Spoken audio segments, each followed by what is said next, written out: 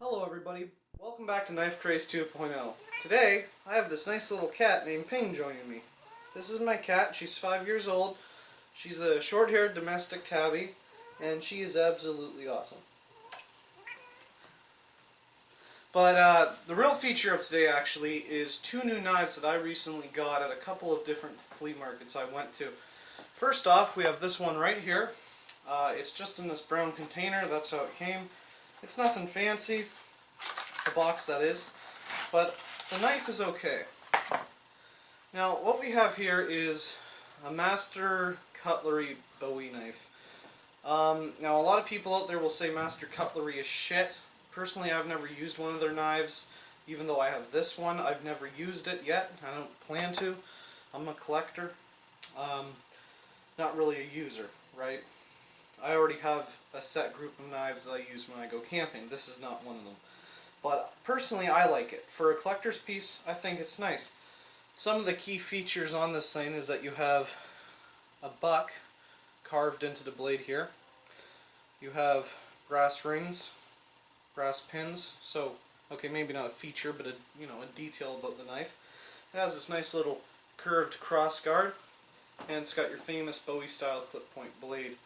And personally, I think this is actually a really comfortable knife, and it's honestly, in my opinion, the perfect size. Like, if you're an outdoorsman and you're going to carry a Bowie knife, I think this is the perfect size for it. It's not too small, it's not too short, it's not too big. It's nice and lightweight, which sometimes is a bad thing because, the heavier a knife typically means it's made better. So this is really, like I said, more of a collector's piece. We're actually going to measure it for you. Alright, so the blade measures about 7 inches long, with the overall length of the knife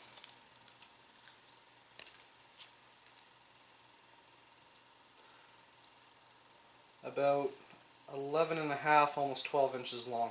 So it's not really a small knife, but it's definitely not the biggest knife in my collection. I just noticed another nice detail about this knife. Right here in the grip is a Buck logo. Not Buck Knives logo, it's just like a little logo of a buck's head. So I'm not sure if this was made as a knockoff to the famous Buck Knives or if this was their own thing. I don't know. But the important thing is the knife actually came pretty sharp.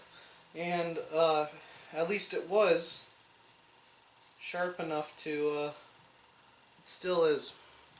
It's sharp enough, it might be hard to see, but it's sharp enough to pop off a couple little hairs. It's not something that you'd be able to really shave with, but it's sharp enough that it can get stuff done. So that's nice, because normally when you buy these cheaper knives, and this wasn't cheap, this was like 40 bucks when it's probably a $20 knife. What can I say? I'm a sucker, right? Total fucking idiot for doing that. But I wanted it and I got it.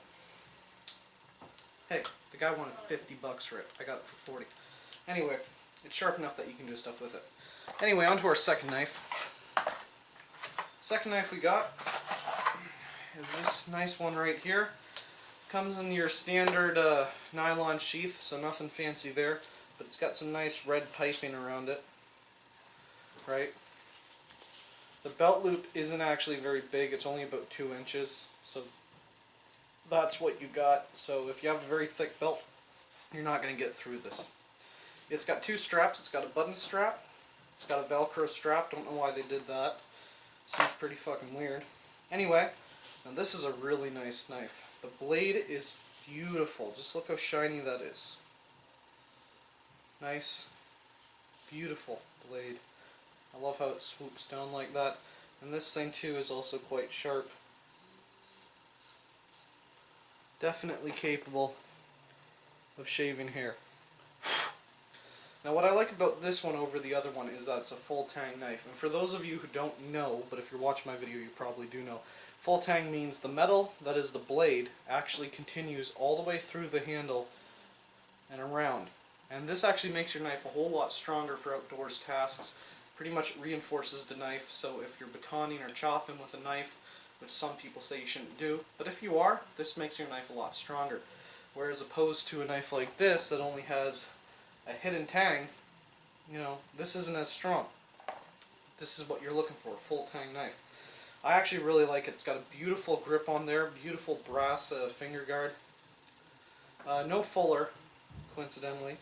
But I don't think this knife needs it. I think this is a really nice, not sure if you'd call it a Bowie knife. The blade actually reminds me more of a Vietnam War era SOG knife. But I really like this one. This is nice, and God is it comfortable in the hand. This isn't a knife I'd carry though. This is something that's so pretty I'd want to keep it in my box, take it out when when I'm having a conversation with a guy about knives, and use it as a conversation piece. But overall, both knives feel pretty well made. My favorite of the two would have to be this one right here. I got this one for, I think, $60, and I got the other one for $40. Like I said, that might be a little bit high for a no-name brand knife. But you know what? I was in the heat of the moment. It was like my first time at a flea market, but I haggled with them, so I actually got it for cheaper than what it would have been. Anyway, guys, that's all for today. So if you enjoyed this video, please like, subscribe, leave a nice comment, and have a happy new year, and I hope you had a good Christmas or whatever holiday you celebrate as well. See you later.